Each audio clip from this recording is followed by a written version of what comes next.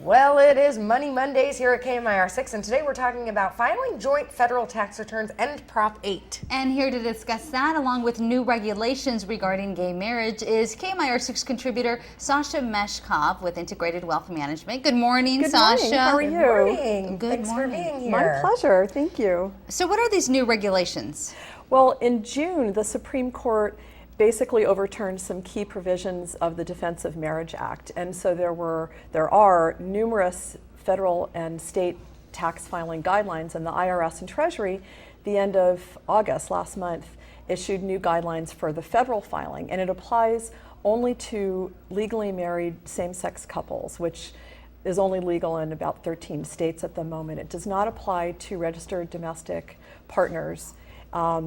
Or civil unions. Or civil unions. So basically there are a whole slew of guidelines, and it's extremely important for same-sex couples to seek professional, financial, tax, and legal assistance to navigate this new universe. How are they different from heterosexual couples?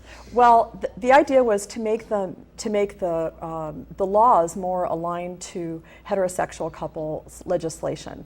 And since so many states do not have marriage recognition, many couples will have to file separate federal returns that are very different from their individual returns. So for example, in California, where marriage is legal, if you got in the window, you can actually, in 2013, you have to file either married filing separately or married filing jointly.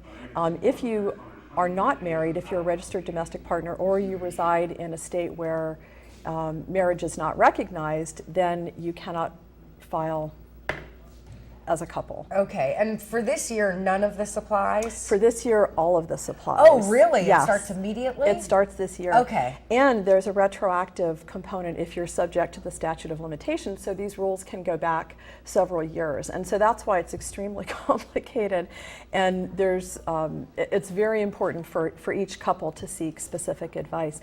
And the thing that's really great is it's helping to unify all of the rules regarding exemptions, standard deductions, IRA contributions, being an IRA beneficiary or 401k beneficiary, child care tax credits, the earned income credits.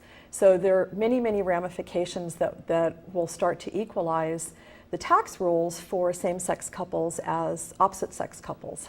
So this will help same-sex couples? This will help. Form of protection. A form of protection, and it also it has big implications in the way this ball got rolling was regarding the estate tax.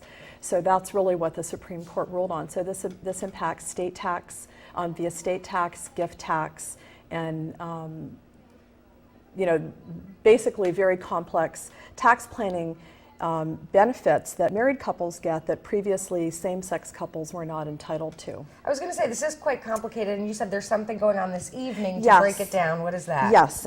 So this evening at 5:30 in Palm Springs, in our Palm Springs office at 787 North Palm Canyon, we're hosting a seminar to clarify some of the issues, and it will be presented by myself, Valerie Powers-Smith, who's an attorney in town, and Brian Wax, who's a CPA. And so we will specifically address many of these issues in a very comprehensive way for... And it's free? It's free. Excellent. Yeah, at 5:30. And people need to RSVP. So the number to RSVP is 760-834-7206. And also on your screen right now is Integrated Wealth Management. If you Yes. need to contact them, you could also call that number. That number Palm is Desert great. office. That's great. Thank you, Sasha. Oh, it's my Learned so pleasure. much from you. Oh, you're so kind. Thank Very you. informative. Thank you for joining us. My pleasure. And stay with us. We have much more for you.